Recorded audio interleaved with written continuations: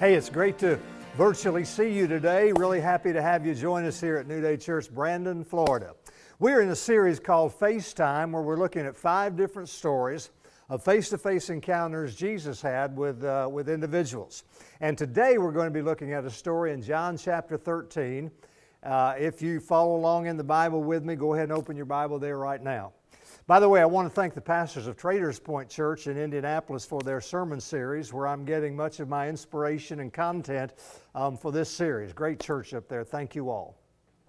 All right, today I want to begin with this question.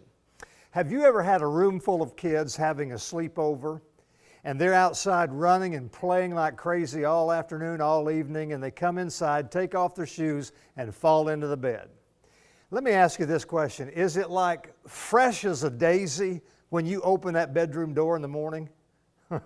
Probably not, right? We've all been there if we've had kids.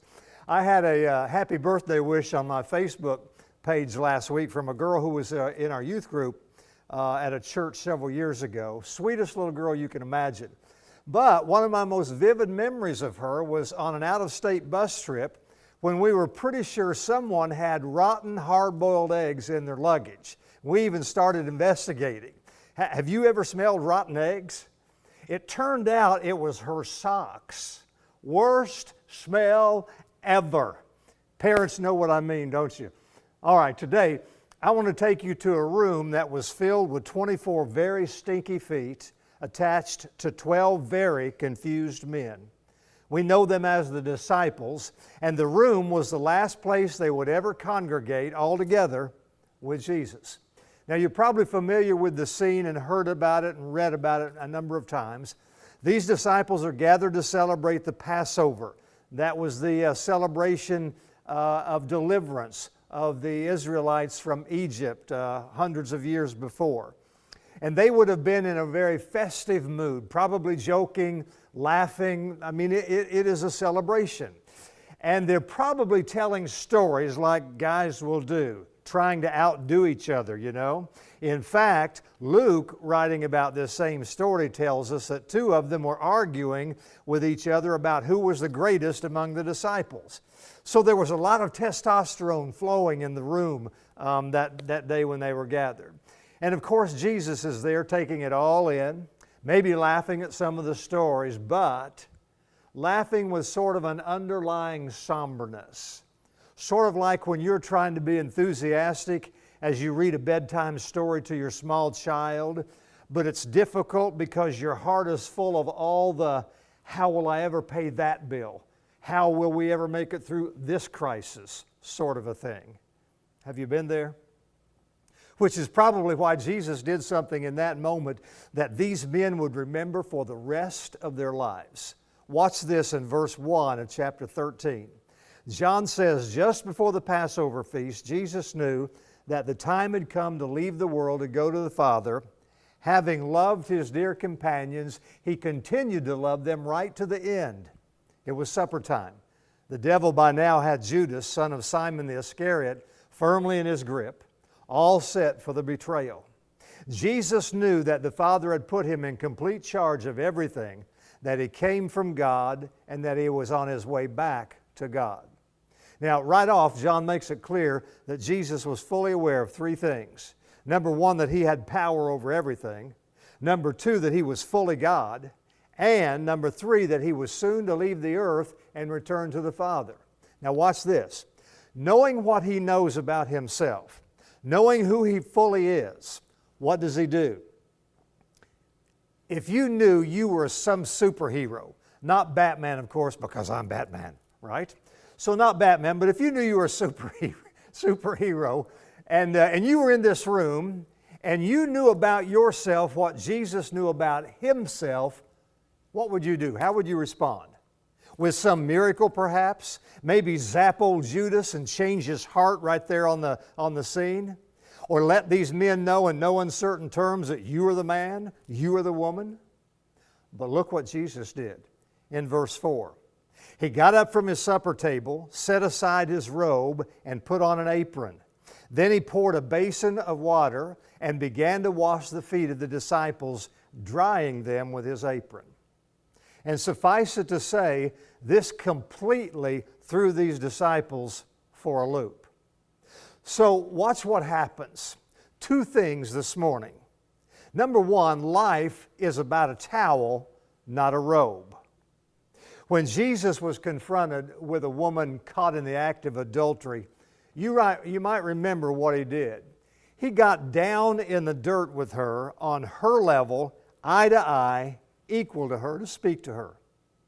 Here in this story, we see him take a basin and a towel and once again kneel down, this time in front of his disciples. And there's a good lesson for us there. And here it is. Love stoops. God stoops down. Think about that.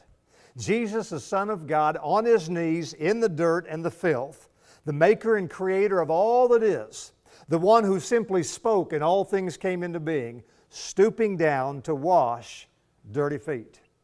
How many of you know those disciples just had their minds blown? And I'm sure they were amazed, but they were also really confused. I mean, what's he doing? I'm not getting this. Does anyone understand? Now listen, they had seen Jesus do quite a few radical things over the course of their 3 years together. But this was entirely different. This time it directly involved them and their personal vulnerability. Now, by the way, the practice of foot washing was quite common in ancient civilizations, primarily because the people mostly wore sandals, and they pretty much walked everywhere they went, right? Well, along with that, the roads that they traveled were dusty, the fields where they crossed were often muddy, and there was no city dump, so trash would oftentimes be out in the street. And also they would walk along the same paths that the donkeys and camels would walk, so they would step in the droppings of these animals. So you put that all together and it means that people's feet would have been hard and calloused and covered in mud and camel dung. I mean, we are talking rotten egg nasty, right? That's why the washing of feet was the first thing that happened when one entered a home.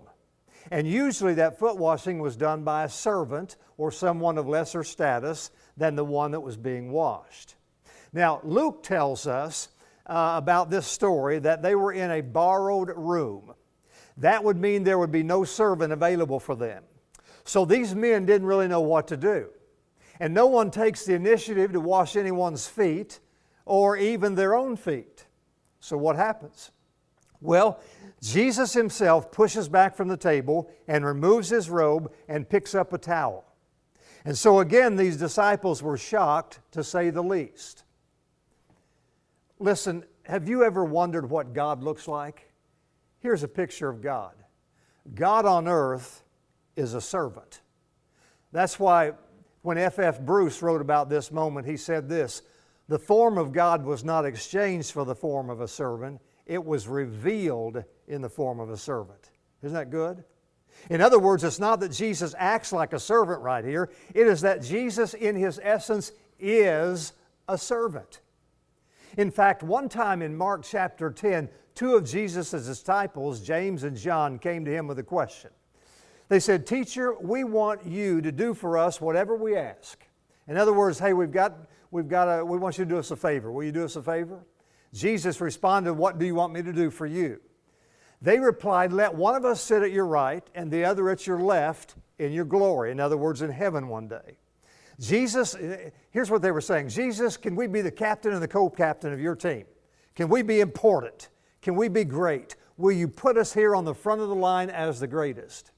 And Jesus responds in a way to teach and correct their thinking in verse 45 when he says, "I have not come to be served, but to serve and give my life a ransom for many."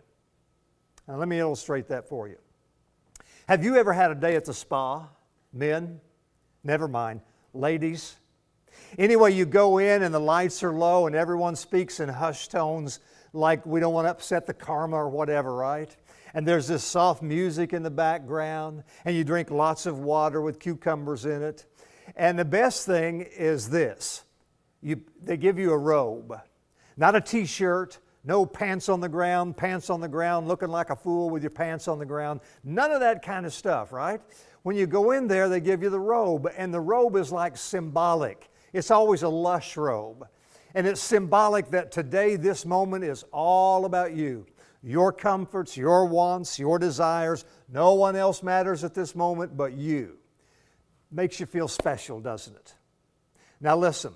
The message of the world today is the message of the robe. It could be all about you. It should be all about you, right? In fact, look at the advertising industry, even during this pandemic. No matter what they're selling, face mask, glove, toilet paper, what's the draw? What's the carrot? It is you. In other words, it's all about you, right? But then Jesus comes along and says, guys, listen, here's life. Here's true godliness. It's the towel. It's about serving. It is not about being served. Like many of you, I've been watching POTUS and his team's daily briefings. And then after the briefings, I hear and watch a little bit of the discussion on the various news channels. Maybe you do that too. I wondered the other day, what could our country and world be like if those men and women, those in Washington and those who bring the nightly news, if they could set an example for the rest of us by stopping all the rhetoric and the uncivil discourse and just pick up a towel? What if they, in a sense, washed each other's feet? And I mean across political divides. I'm talking about across the aisle, right? And I know that's a pipe dream. I get that. But wow, what if? Which brings me to the second thing this morning. And that is serving includes all, not just some. In verse 6, John says this. He came to Simon Peter, who said to him, Lord, are you going to wash my feet? Jesus replied, you do not realize now what I am doing, but later you will understand. No, said Peter, you shall never wash my feet. Jesus answered, unless I wash you, you have no part with me. And then, Lord, Simon Peter replied, not just my feet, but all of me, my hands and my feet as well. Jesus answered in verse 10, those who have had a bath need only to wash their feet. Their whole body is clean, and you are clean, though not every one of you. For he knew who was going to betray him, and that was why he said not everyone was clean. All right, now, let me say a couple of things here. Sometimes it's easier to give to someone than it is to receive from them, isn't it? Could part of serving actually be receiving? By that I mean when someone wants to do something nice or helpful for me and I let them, aren't I allowing them to use their God-given gifts to honor God through their service? Absolutely. Hey, when God is trying to encourage you and minister to you or even build you up through other people, learn how to receive that. Receive it graciously and with all humility. Let Jesus wash and serve you through others, because how many of you know that that's always a good thing? Look at verse 5. After that, he poured water into a basin and began to wash his disciples' feet, drying them with a towel that was wrapped around him. All right, now think about these 12 men around this table. First of all, you have people like Matthew. He was a disciple and would have been around the table. Matthew, the former tax collector. Imagine how he must have felt. I mean, everyone hated tax collectors, yes. But don't you know that when Matthew looked into his Savior's eyes, he just knew that he was okay, that all was well with his soul? Or how about John? John, that emotional disciple that he even identifies himself as the one that Jesus loved. He was always so close to Jesus. I bet John was wrecked when this was going on. I mean, a mess. And I wonder if John might have if Jesus might have just kept consoling John. John, you just need to know I love you. It's okay, John. I love you, John. That's all that matters. Something like that. And then, of course, there's Judas. And this one is really crazy town, isn't it? Because Judas at this point had already betrayed or agreed to betray Jesus. At this point when this was taking place. Yet Jesus showed him nothing but grace. What in the world was going on in his mind as Jesus was washing his feet? Think about that one. Did he look in Jesus' eyes as Jesus was washing his feet? Could he look in Jesus' eyes?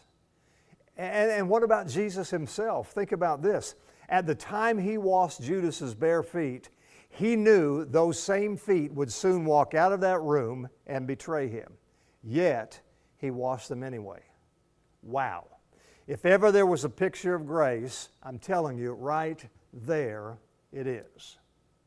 Now, let me switch gears here with you for just a moment. I want you to think about this. I want you to think about your own service to other people, because we're to be Christ-like in our walk, and Christ was a servant. So think about our Christ-like service to others. And I want you to be honest. Are there people you have trouble serving?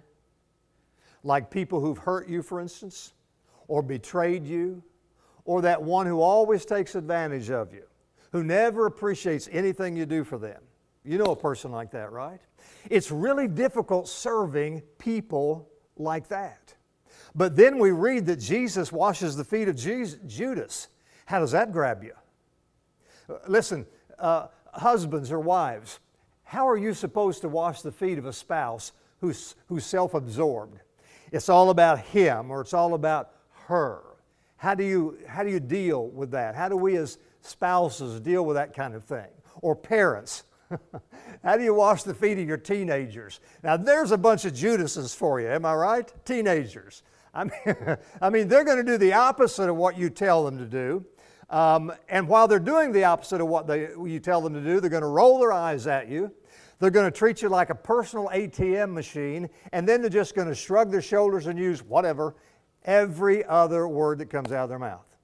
So anyway, how do we do it? How do we wash the feet of those who disrespect us from time to time or treat us badly, maybe hurt or betray us? Well, we do it just like Jesus did, through the power and strength of the God in you. That's why the Apostle Paul would later say, I can do all things that God has for me. I can do all things because of Christ, the Christ who lives in me. In John chapter 13, verse 12, it says this, when he had finished washing their feet, he put on his clothes and returned to his place. Do you understand what I have done for you? He asked them. You call me teacher and Lord, and rightly so, for that is what I am. Now that I, your Lord and teacher, have washed your feet, you also should wash one another's feet. And I have set you an example that you should do as I have done for you. Very truly, I tell you, no servant is greater than his master, nor is a messenger greater than the one who sent him. Now that you know these things, you will be blessed if you do them. So how do you make application from this story? How can we be blessed like Jesus is talking about? I mean, are we literally to wash the feet of people that we encounter? You see that? Hey, you're in Publix. Hey, come here just for a minute. Walk over here in the greeting card aisle. I just want to wash your feet. That's not going to happen, right? But we can find ways to serve those people. Watch this. Let me give you two areas. With your family, for instance. Start with your spouse, or your kids, or your parents, or if you're single, that person or two closest to you. Now here's the thing. Pre-virus, most families had an incredibly insane schedule. Am I right? Guess what? It will be that way after this virus too, so just get ready. You will once again be running around like a chicken with your head cut off. Your stress meter will max out once again. I can promise you that. Speaking of stress, by the way, stress is also an issue during the pandemic, isn't it? Maybe has even been exacerbated since the pandemic came along. In fact, how many of you would like me to take a video of your day at home and then let me play it again next Sunday right before my sermon? Some would, but a great many of us, and I said us, would not want that to happen. And here's why. Because stress has caused tempers to flare more easily and caused patience to all but disappear in some of our relationships.